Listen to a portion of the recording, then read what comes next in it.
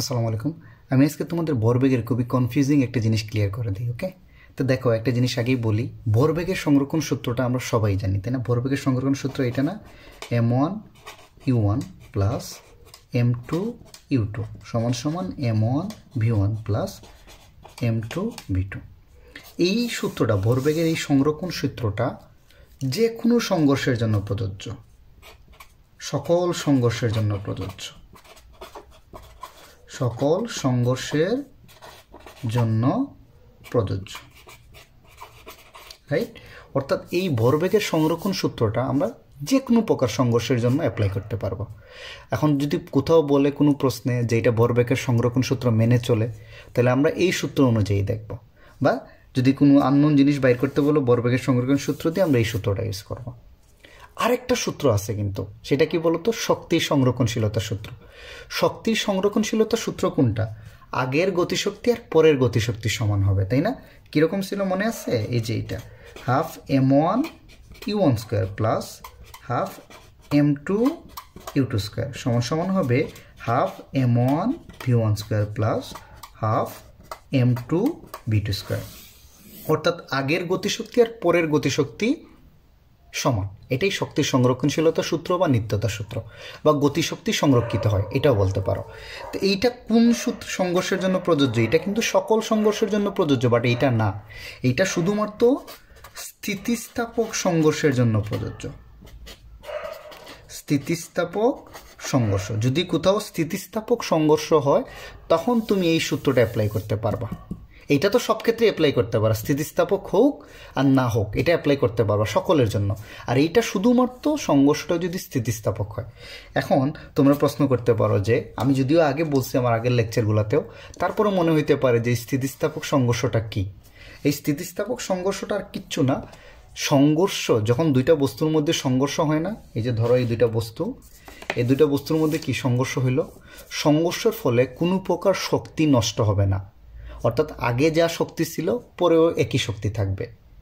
তাইলে শক্তির নিত্যতা সূত্র তাই বলে শক্তির সৃষ্টি বা বিনাশ নাই, শুধু এক রূপ থেকে অন্য রূপে রূপান্তরিত হয়, তাই না? এই ক্ষেত্রে সংঘর্ষের ক্ষেত্রে সেম কনসেপ্ট যদি বজায় থাকে তাইলে সেটা স্থিতিস্থাপক সংঘর্ষ। অর্থাৎ সংঘর্ষের কারণে কোনো প্রকার শক্তি কি হইতে পারবে না? নষ্ট বা বিনষ্ট হইতে পারবে না। বাট বাস্তবে কোনো সংঘর্ষই স্থিতিস্থাপক না, সকল সংঘর্ষই কি অস্থিতিস্থাপক বাস্তবে। বাট তোমাকে যদি পরীক্ষায় বলে, তাহলে ধরে নিবা যদি এই সূত্রে অ্যাপ্লাই করতে বলে বা এই সূত্র তোমার লাগবেই মনে হচ্ছে, আমরা নর্মালি কিন্তু এই সূত্র দিয়ে অঙ্ক করব, সকল অঙ্ক এই সূত্র দিয়ে করব।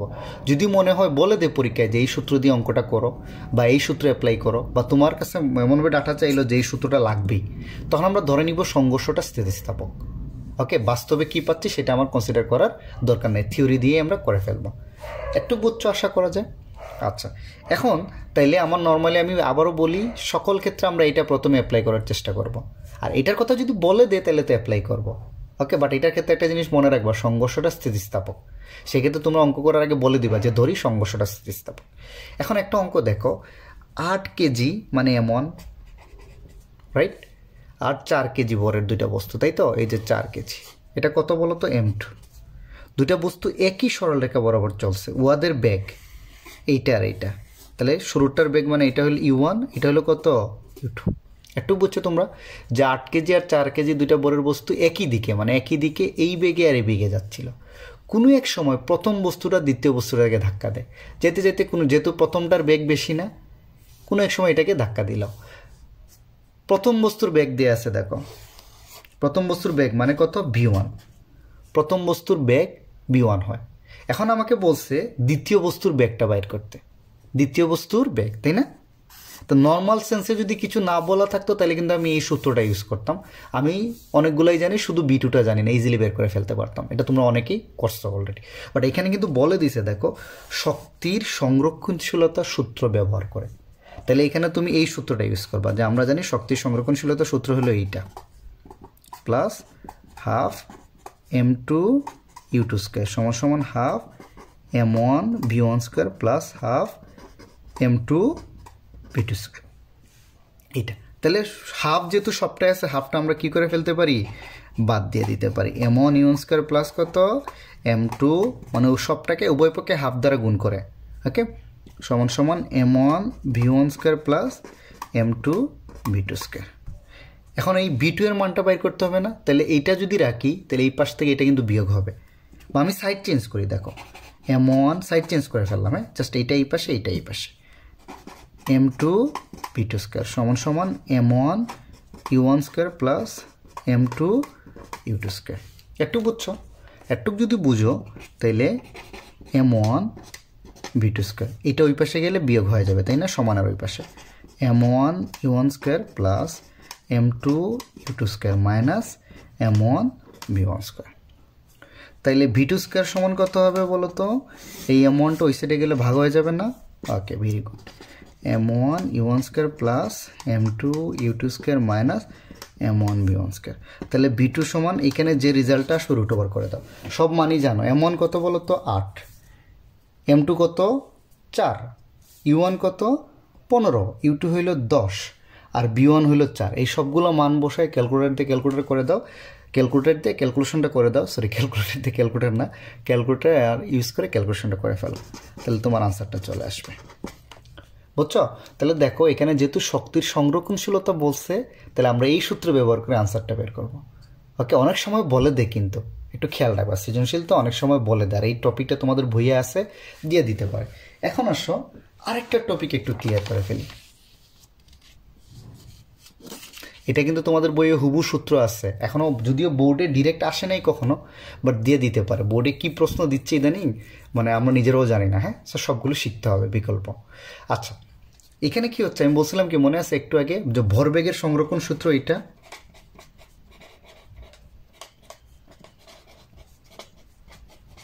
তাই না? আর শক্তির সংরক্ষণশীলতা সূত্র কোনটা? এটা না?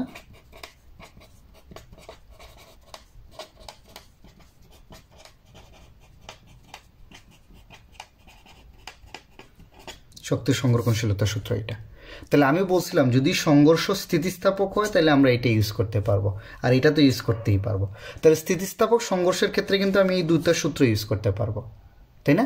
তো এখন কোনো জায়গায় যদি তোমাকে, আমরা নর্মালি কি থাকে এই সূত্র বা এই সূত্র যদি ব্যবহার করি, দেখো আমরা ঠিক আগের অঙ্কটা করছিলাম না, এখানে কিন্তু m1 m2 u1 u2 v1 অর্থাৎ একটা আননোন, মানে যে কোনো একটা আননোন বের করতে পারি, তাই না?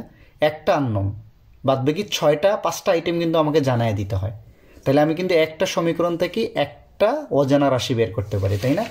বাট যদি কোথাও তোমাকে 2টা রাশি বের করতে বলে, যে বস্তুদ্বয়ের শেষ বেগ কত বা আদি বেগ কত, বাট আমি যদি তখন ধরে নিব, যদি বলে যে এইরকম ধরো এখানে দেয়া আছে কি বলতো m1, তাই তো, আর কি দেয়া আছে m2, দুইটা বরের বস্তু এত এত বেগে চলতেছিল, তাই না? এটা হলো u1, এটা হলো কত u2, একই দিকে চলতে চলতে একে অপরকে ধাক্কা দেয়। বস্তুদ্বয়ের শেষ বেগের মানগুলো বের করো। এই যে বলে দিছে সংঘর্ষটা স্থিতিস্থাপক বিবেচনা করো। তাহলে দেখো এখানে কিন্তু আমাকে বের করতে হবে কি v1 সমান হোয়াট, v2 সমান হোয়াট, দুইটা জিনিস বের করতে হবে। তাহলে একটা সূত্র ব্যবহার করলে হবে? হবে না কিন্তু। তাহলে এই দুইটা সূত্র মিলিতভাবে ব্যবহার করে আমরা এই যে v1 আর v2 এর একটা সাধারণ জেনারেল ফর্ম, তোমাদের বইয়ে এইটা দেয়া আছে, এই দুইটা সূত্র থেকেই একটা থেকে আরেকটার মান বসায়া জাস্ট মানটা পাইছে আর কি, v1 আর v2। মানে এই দুইটা ইকুয়েশনকে যদি সলভ করো তাহলে v1 এর মান এটা পাবো আর v2 এর মান এটা পাবো। তাহলে এই সূত্র আমরা ডিরেক্ট ইউজ করে ফেলবো, কারণ এটা ক্যালকুলেশন অনেক লেন্দি। যদি ক্যালকুলেশন দেখতে চাও কমেন্ট সেকশনে জানাবা, কোনো অসুবিধা নেই, হ্যাঁ। আচ্ছা, তাহলে আমরা ডিরেক্ট ইউজ করে ফেলবো v1 আর v2, এই দুইটা সূত্রের মিলিত সূত্র হইলে গিয়া সমাধান হলে এইটা আর এইটা। তাহলে v1টা কি হবে? v1 যদি বাইর করো, নিচে দুইটারই দেখো যোগফল হবে, ভরদ্বয়ের যোগফল, v1 আর কত v2, নিচে দুইটারই কি হবে? ভরদ্বয়ের যোগফল। তাহলে সূত্র মনে রাখার খুব সহজ উপায়, হরে হবে ভরদ্বয়ের যোগফল, আর কিচ্ছু না। ওকে, যখন তুমি v1 বাইর করবা, v1, তাহলে মনে রাখবা যে v1 এর বর থেকে তুমি v2 বর বিয়োগ দিবা, ইন্টু হবে u1। ওকে, m1 বড়, m1 minus m2 into u1, এই যে v1 এর সাথে u1। ওকে, আর প্লাস করবা সেকেন্ডটা 2m2 u2। যখন তুমি v1 বাইর করবা, দেখো v1 যুক্ত v1 মানে কি প্রথমটার না শেষ বেগ, অর্থাৎ প্রথমটার বর বিয়োগ সেকেন্ডটার বর ইন্টু প্রথমটার আদি বেগ, মানে m1 minus m2 into u1 plus এটা হবে সেকেন্ডটা m2 u2 2। আর এটার ক্ষেত্রে উল্টা, যেহেতু v2 বাইর করবা তাহলে V2 এর বোর্ড থেকে তুমি প্রথমটার বোর বেগ করবা, তার আদি বেগ গুণ করবা, উল্টা হয়ে যাবে, জাস্ট উল্টা, এটা 2, আর এটা হয়ে যাবে প্রথমটার M1 U1। ওকে, অর্থাৎ একটা যদি একটু মনে রাখতে পারো কষ্ট করে, অপরটা ইজিলি তুমি কি করতে পারো, মনে রাখতে পারবো। এখন দেখো খুব সহজ না, এখানে মানটা বসায় দাও, আর কিচ্ছু না। এখানে তুমি মানটা কি বসায় দাও, এই যে M1 কত 10 আর এটা 5 না, তাহলে নিচে কত বসাইতে পারি 10 + 5, তাহলে এটা কত 10 থেকে 5 গেলে কত 5 ইন্টু U1 এর মান কত বলো তো 20 প্লাস 2 ইন্টু M2 এর মান কিন্তু 5 ইন্টু 30, দেখো যেটা আসবে এটা তোমার V1 এর মান। সিমিলারলি এখানে যদি আমি বসাই তাহলে কত আসবে, নিচে তো 10 + 5, এটা দেখো M2 এর মান কিন্তু 5 আর এটার মান কিন্তু 10, সো এটা কিন্তু মাইনাস আসবে, আসুক অসুবিধা নেই, হ্যাঁ, ইন্টু 30 প্লাস 2 10 ইন্টু 20, ক্যালকুলেশন করে যেটাই আসুক অসুবিধা নাই। ওকে, এখন তোমাদের আরেকটা জিনিস আমি একটু শিখিয়ে দিই। ওকে, যেহেতু কনফিউজিং জিনিসগুলো আমি ক্লিয়ার করে দিচ্ছি তোমাদের। ধরো M1 আর কত M2।